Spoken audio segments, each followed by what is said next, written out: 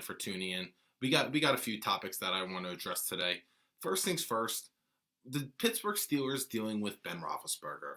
Should the Pittsburgh Steelers give Big Ben one last hurrah to maybe shoot their shot for a championship? I mean, we know what Ben Roethlisberger has accomplished since he's been in the league and since he's been a Pittsburgh Steeler, two-time Super Bowl champion. I mean, the Steelers have been in contention to win a title almost every year he's been under center. We understand all that. But at some point, it's time to move on. And I feel like right now is a time where the Steelers need to move on from Ben Roethlisberger because he's done. He's got nothing left. I think this year proved it. A lot of people tried to say he was in the MVP conversation earlier this year, this and that the Steelers were going to beat the Chiefs in the playoffs, that they really were a Super Bowl caliber team. They should be the favorites. I mean, that was ridiculous. They started 11-0 because they had such a cupcake schedule. And I know a lot of people like to refer to Bill Parcells' famous quote, once upon a time, he says, "You are what your record shows."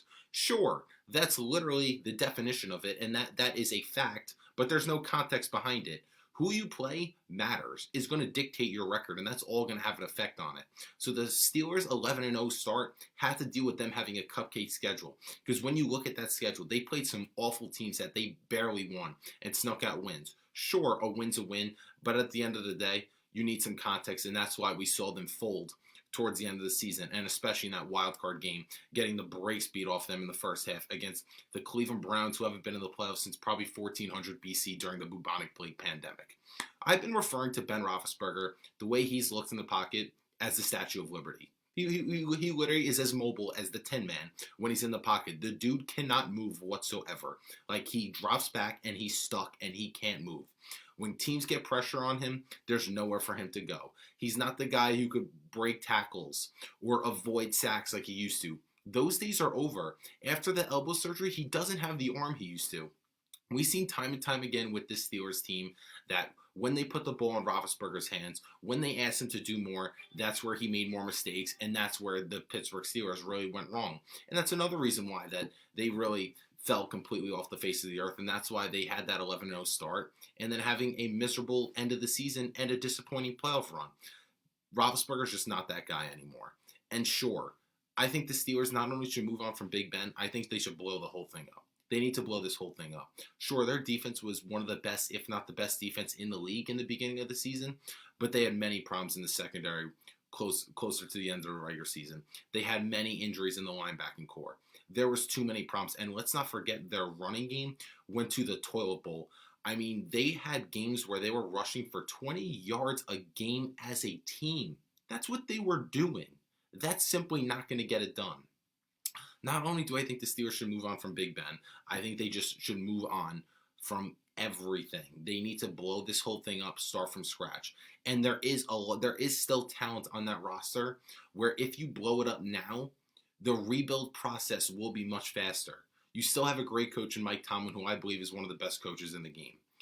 But if the Steelers try to give this a one last hurrah or try to stay in the win now mentality, which I understand Pittsburgh Steelers fans are going to want to have that win now mentality because they do have 6 Super Bowl titles, which is tied for most in NFL history with the Terry Bradshaws of the world. And we know what the dominance that they've had in the Super Bowl era. But eventually it's just time to blow it up. And if they blow it up now, I think this rebuild process could be much quicker than people may think, and I think they could be right back in contention within a few years if they do it now. If they try to wait, if they try this win now mentality, I think it could set them up disaster for the entire 2020 decade, because right now their championship window is closed. With Mahomes and the Kansas City Chiefs, what they're doing, the Steelers are not contending with them. The rise of Josh Allen and the Buffalo Bills, what they're doing, they're not better than them. You could honestly say right now, Ben Roethlisberger may be the worst quarterback in the AFC North. I'm almost confident to say that. I don't think he's better than Lamar Jackson right now. I wouldn't really take him over Joe Burrow right now, especially entering his second year, and he's going to be healthy. And if there's some talent around him, I think Joe Burrow is going to be a star in this league. And then Baker Mayfield, is Roethlisberger better than him right now? The only thing Roethlisberger has on them is a past, and he has experience on them. But in terms of right now, in terms of 2021, I can't definitively say Roethlisberger is better than any quarterback in that division. But I for sure can say that they are not winning a title anytime soon, and their days are over. And so is Roethlisberger's days. He had a great career. He will be a Hall of Famer, maybe a first ballot Hall of Famer. But right now, it's time to hang up the spikes. Ben Roethlisberger needs to retire. He needs to go. The Steelers need to move on. And the Pittsburgh Steelers need to blow the whole thing up and start the rebuild process. Because there's plenty of talent to trade for draft picks, for young assets. And the Steelers could be right back in contention way faster than people may believe. But they got to do it now. There's no time to wait. With that being said, I want to switch gears to the NBA real quick. And I want to talk about the NBA AllStar Draft. So it really goes to see LeBron versus KD, another matchup. I've always lived by the saying, there's never been a day in Kevin Durant's life he was better at the sport of basketball than LeBron James. Not only is that statement true in terms of basketball, you could say the same thing as a GM. LeBron has been doing this since 2018, drafting an all-star team. And every single year, in terms of just raw talent on paper of who he's drafting, they have been significantly better than the other team. And it's happening again this year. LeBron's starting five. Himself, Steph Curry, Luka Doncic, Giannis Antetokounmpo, Nikola Jokic. I don't know how you could line that up to have such a stacked lineup. Because if you take those five guys, that could be the greatest starting five ever in any all-star game, any era put together, five guys. I mean, what that lineup has, and especially the balance, it's not just about the five best players in the league, because you can't say this is the five best players in the league, but the balance and how these guys would work together and play together is what makes this lineup so great. We know what LeBron James does. He's your point guard. He's your duo, your best player. We know what kind of playmaker he is. He's the best passer in basketball still. And to me, he's still the best point guard. Yes, point guard. Best point guard in basketball. Steph Curry, the greatest shooter we've ever seen. And I've always been the one to say, if LeBron and Steph ever played together, that would be the greatest duo in NBA history. What kind of, because if you look at it, let's look at some context and look at some logic. What kind of players does LeBron play with really well? What kind of players do you want to surround LeBron with? Shooters. What does Steph Curry do better than anybody? Shoot the basketball. What's another quality that Steph has? He doesn't need the ball in his hands. He loves to come off screens. He's running around in circles with like a chicken without a head in terms of running in the half court, coming off screens, catch and shoot. And he's a guy who could create his own shot. And he could play make a little bit. What that duo could do, just them two, give me LeBron and Steph and give me a bunch of G League players. I would take that team to win the championship almost every single year just by having those two. As long as they're healthy, there's no team that could stop that duo. That would be a significant amount of firepower. And that's just those two. Nikola Jokic, who is in the MVP conversation, who's close to averaging a triple-double this year, even though the Nuggets only have the 7th seed. He's giving you about 27, 11, and 8.5 as a center. One of the best, probably the best passing centers that I could remember, maybe ever, in terms of what Jokic is doing. And he could stretch it out and shoot the three ball. We know what Giannis is. Back-to-back MVP. Reigning Defensive Player of the Year. What he could do, a locomotive going downhill. He's virtually unguardable in terms of going downhill. And then you have the young star, who I believe will be the face of the league, Luka Doncic. Luka Doncic, it's like a less athletic, better shooting version of LeBron James. Unbelievable playmaker. Basketball IQ through the roof. Could score with the best of them. Shoots the lights out. Could finish, gets the free throw line, has mastered a step back three. I mean, what that starting five has is simply just pure greatness. It's pure greatness, and I'm so excited for this All-Star game. And then KD's team, I understand that this team is still what is not up to their capability because KD is not playing. And from my estimation, I'm not a believer that KD should be, as I understand that, here's the thing.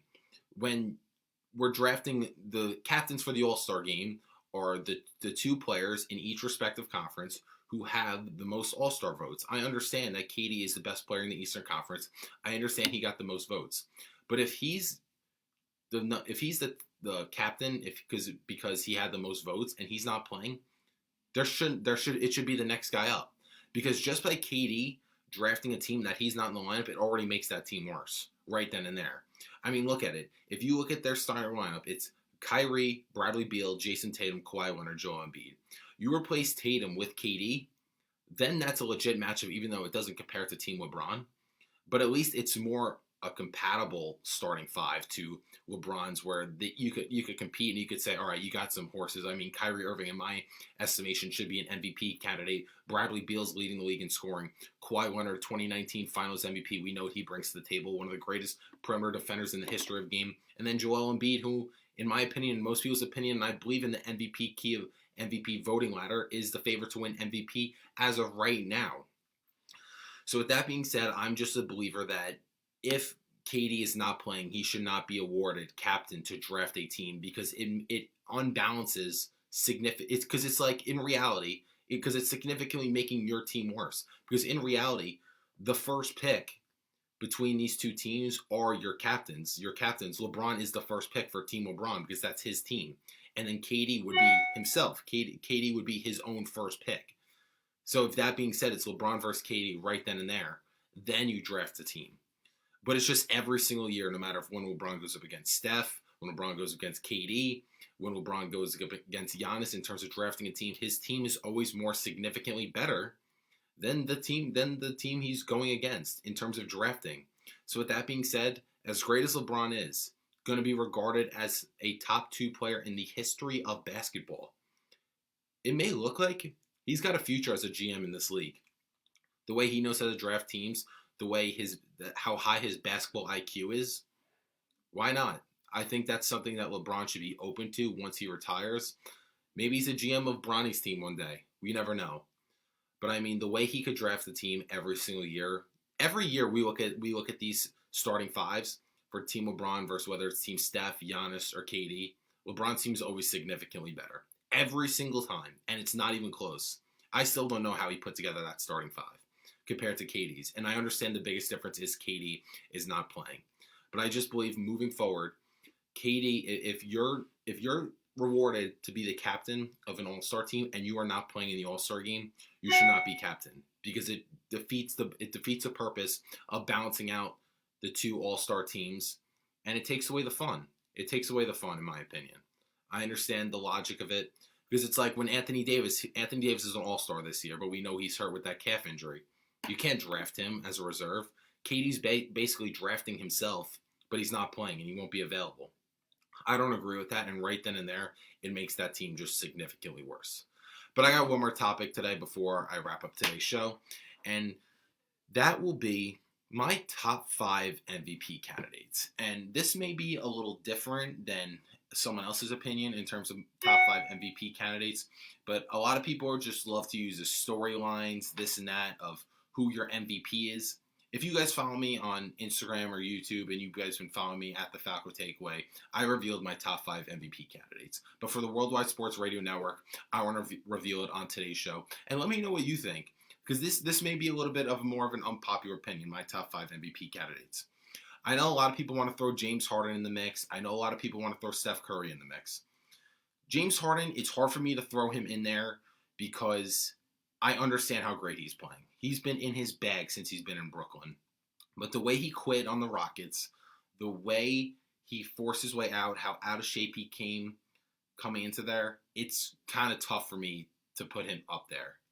And honestly, I just think there's a player on his team playing much better than him, and that's Kyrie Irving. But before I get into that, Steph Curry, I understand Steph's averaging close to 30 points a game. But when you're a bottom seed in the Western Conference, which we still don't know if the Warriors will even make the playoffs, it's hard for me to put Steph in the MVP conversation. And it's nothing about how he's not playing that great or he should be playing better, this or that. It's just simply that his numbers are inflated because he has to do more. That's just the logic behind it.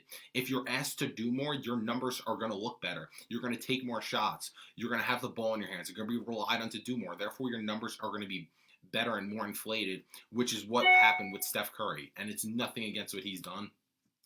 And people will always say that he should be on the All-NBA first team over a Kyrie Irving or a Damian Lillard. And a lot of that is just the brand of who he is. He's a 2-time MVP, a 3-time NBA champion. And he's Steph Curry, the greatest shooter ever. So, and he's liked more. So with that being said, that's just already another way why he may get that nod, even though I believe that there is a point guard playing better than him. But now, let me reveal my top 5 MVP candidates. First things first, I'm going with Kyrie Irving at number 5. Kyrie Irving has been in his bag this year, and a lot of people may not like it. A lot of people may not agree with it. I understand he went missing in action. A lot of people may not like what he says. A lot of people may call him a drama queen. But what that dude does on the basketball court cannot be ignored. You cannot ignore what Kyrie Irving does. The way he could create his own shot and create space is something I have never seen in the history of basketball, at least since I've been watching this sport.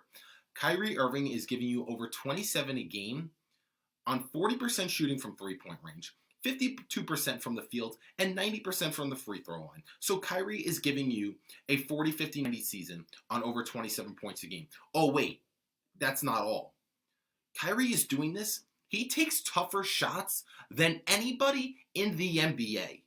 He takes tougher shots than anybody in the NBA. And he's still putting up those type of numbers with that type of efficiency. That's why Kyrie deserves to be in the MVP conversation. Is he the favorite? No. Is he going to win it? Of course not. But we need to understand what he's doing and how special that is. And a lot of people's narratives are trying to say, oh, he plays with KD and Kyrie. Well, first of all, KD's barely been there. The big three in Brooklyn have played about 7 games together, if I remember correctly. And sure, he's playing with James Harden. But that doesn't take away what Kyrie does with the basketball in his hands. It's gotten to a point where you could just give the ball to Kyrie Irving and say, get me a bucket. No problem. And he does it. The way he could stop on a dime and shoot the three-point ball from three-point range. And he's doing it on 40% shooting in traffic. We know that side step he's got, which is just unguardable. The way he could pull up and stop on a dime and shoot the mid-range. The acrobatic layups and finishing in traffic, whether it's 1, 2, or 3 defenders, I still don't know how he even gets those shots off, let alone finishing them. He's established a little post bank that I still don't understand how he creates space to do it. The way he could create space and create his own shot is something I've never seen before. And I could say with confidence and evidence, Kyrie Irving is the most unguardable player in the NBA. He's the most unguardable player in the NBA. There's just nobody who can guard him, whether it's one-on-one, whether you double him. The way that dude's handles are, and the way he could just pull up from anywhere is ridiculous. And let's not ignore Kyrie's playmaking has taken a significant step forward. Kyrie's always been a guy who's just been a good ISO scorer, looked at as a lot of drama, not a great leader, and can't really play make. I think this year his court vision and his passing skills has taken a significantly big step forward. And Kyrie's become a good passer. Is he a great passer? No. I think he's a good passer. And his court vision is better than I've ever seen before. And this is easily the best season of Kyrie's career. 100%. That's why I have at number 5. At number 4, I'm going to go with Damian Lillard. Dame time. I mean, Dame also has been in his bag. They had to deal with injuries with Jokic. They've had injuries with CJ McCollum. Dame Lillard is averaging close to 30 a game, and he's giving you about 7 assists a game. I mean, he has been sensational dealing with those type of injuries, and the Blazers still have a top 5 seed in the tough Western Conference. And from talent for talent, they don't have the talent to be even near the top 4 seeds in the West, competing with the Los Angeles Lakers, the Los Angeles Clippers, a Utah Jazz, even a Phoenix Suns to that extent. They don't have the talent to compete with them. And the fact that Dame has them that good and that high in the West, when people questioned if they would even make the playoffs this year, has been simply sensational. He's been phenomenal. I mean, he's another guy. The second he steps over half court, he's a threat. He is. He's a threat once he steps over half court. His range is unlimited. He knows how to carry a team. He's a fantastic leader. And I do have 2 point guards in the MVP conversation as of now. Or do I think Kyrie and Dame could really win it? I don't. Because there's just 3 guys having better seasons than them. But in terms of what he's doing, we can't ignore that. But at number 3, I'll go with Nikola Jokic. Nikola Jokic's numbers have been sensational this year. The only reason I can't have him any higher than number 3 is the Nuggets are a 7 seed. And when you're a 7 seed, you are really limited to how much or how great you can be. And we know the narratives of the MVP conversation. you need to be a top 4 seed at the very worst to really win the MVP. Sure, Russell Westbrook was an exception in 2017 because he averaged a triple-double, the first one since Oscar Robinson. But if Jokic wants to actually win the award, which I think he has a legit shot to win it, the Nuggets have to climb up in the ladder. The Nuggets have to be a better team, especially a team that's been finishing top 2, top 3 seeds over the past few years. Nikola Jokic is giving you 27, 11, and 8.5. I mean, the fact that he could pass the ball like that as a 7-footer, and I believe he's shooting close to 40% from three-point range. I mean, right then and there speaks volume how great of a season he's had. He's been a guy who's just simply been unguardable, and he's the best playmaker on that team. And he does it on the defensive side of the ball. So Nikola Jokic absolutely is an MVP candidate. I have him 3 right now. Could he climb up to number 1? Hell yeah. Hell yeah, he could be an MVP this year. But I think the biggest obstacle that he is going to face in terms of winning the award, Nikola Jokic and the Denver Nuggets need to win more games. They need to win more games, and they need to be a top seed in that Western Conference. But at number 2, who is the favorite for most for the majority of this year, and then when his Robin went down and Anthony Davis and then Dennis Schroeder went down, I think that's where he lost the lead. But that is LeBron Raymond James. LeBron James I have at number 2 in terms of the MVP right now. He's giving you your usual numbers, about 26 points a game, 8-8. We know his numbers are so consistent every single year. We know LeBron gives you, and he's doing it once again. I always say with LeBron in terms of the MVP, he's a guy where you know how reliable he's going to be. You know the numbers he's going to put up. You know his team's going to finish in the top of the conference. But the thing where he always loses the argument, given that he's had 4 MVPs already, he's always in the conversation every single year. He deals with voter fatigue. If any other superstar has a breakout or career year, they will always get the nod over LeBron just to give it to somebody else. If someone else has a breakout year, they're always going to be looked at, because it's a surprise, it's something new. It's the same thing with girls in a relationship. When you're with a new girl, this or that, or you've been with a girl for a while and you find someone new that you really like, it's going to feel better. It's going to be more fun. It's more exciting. And that's the same thing with the MVP conversation. Giving it to LeBron every year would be boring. But once you see a new guy who's having a breakout year, like a Joel Embiid, who's having the best year of his career, and he's regarded as a superstar, someone that we never thought would really have an MVP season. Now he's having that year, so of course Embiid's going to get the nod over LeBron. Even if it's close at the end of the year and LeBron maybe deserves it more, Embiid will always get it just because it's the new guy. It's the same thing when Giannis won it in 2019. I was a believer James Harden should have won the award. James Harden was averaging 36 points per game. I mean, that's the most since Michael Jordan in 1987. Anytime you were in the same sentence with Michael Jordan, especially scoring the basketball, you did something right. And that's what James Harden was doing.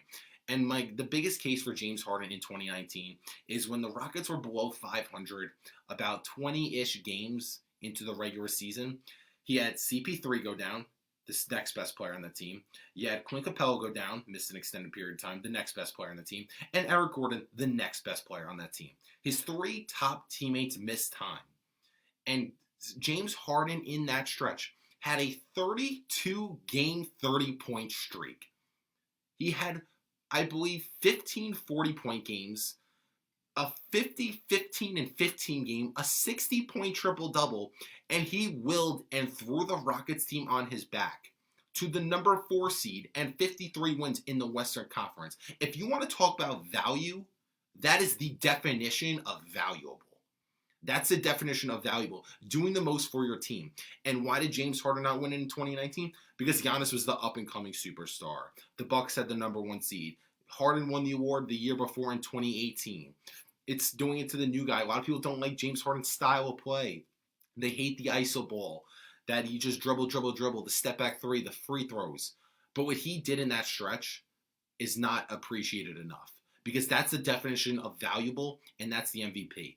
And if you want to look at this year right now, going back to what I was talking about in terms of what LeBron's doing, yeah, sure, LeBron's giving you his usual numbers. He's still arguably the most valuable player in the league. A big thing is he's still the most reliable player in the league. Last year where we had a 5-month layoff, deal with everything we did in the bubble, won Finals MVP, had a 72-day turnaround, and played every single game this season except the last game before the AllStar break. just shows his reliability, speaks value, and that is called speaks volume, which is extremely valuable. That just shows how valuable he is right then and there, just by his counting numbers and how reliable he is. I think he was the MVP of the league this season, but where he really lost the lead was when Anthony Davis went down and Dennis Schroeder went down, and they lost 4 straight games and had some awful losses against a team like the Wizards and other. They got the brakes beat off them by the Jazz. They got the brakes beat off them by the Nets. Right then and there is where LeBron lost the lead, because overall, sure, he didn't have enough help, as a lot of people like to claim it, but he was terrible. He was terrible. And there is where I think he lost the lead, because there's just simply a guy having a better season officially, and that is Joel Embiid. Even though LeBron can, I think, eclipse Embiid, he still has a chance to actually win the award. He's going to have to overcome the odds, which I said that the way LeBron's going to lock up his 5th MVP and tie Michael Jordan, his idol, with 5 MVPs, is LeBron is going to need to keep this Lakers team winning as much as they did before Anthony Davis went down.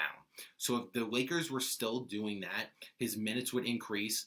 He's still playing every game, and the Lakers are still winning without Anthony Davis, who, my estimation, is a top 5 player in this league. Still winning like that, that's valuable.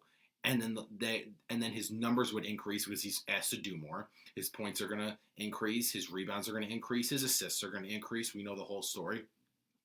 So if all his numbers are increasing, he's still playing just about every single game, and the Lakers are winning without the second best player in your team. That's valuable, and that's how LeBron would lock up that 5th MVP. But with the Lakers struggling without AD is why I think he lost the race. Lost the race as of now to Joel Embiid. Embiid, again, giving you close to 30 points a game, giving over 10 rebounds a game. I mean, he's shooting 42% from three-point range as a center. He is one of the most unguardable players in this league. Sure, he's not a point guard with the flashy handles, this and that, but he's a beast inside. There's nobody who could go body for that guy. He's just a monster. He's established a little jab step mid-range. He has a pull-up mid-range. I already said how he shoots the 3-ball and how he could attack the paint and get to the free throw line, an efficient free throw shooter. And the Sixers have the number 1 seed in the Eastern Conference, which we know the narratives of the MVP is all about narratives, and they love to give it to the best team in the league, which the Sixers have the number 1 seed in the Eastern Conference. So with that being said, as long as he keeps up this pace, as long as he stays healthy, as long as the Sixers keep winning, and Embiid keeps putting up those numbers and they keep winning, Embiid is going to win his first career MVP, which for the league, I think it's very good to give it to somebody else. And it's a guy that a lot of people didn't expect to win. I mean, going into the season, people really thought the MVP candidates were going to be something like an Anthony Davis, who is clearly out of the picture, especially dealing with the injury, even though he was having one of the worst years I can remember him having. Luka Doncic was the favorite to win MVP. The Mavericks aren't even in the playoffs right now, even though he's still putting up great numbers. We thought Steph Curry could have if the Warriors won enough games, but they're simply not.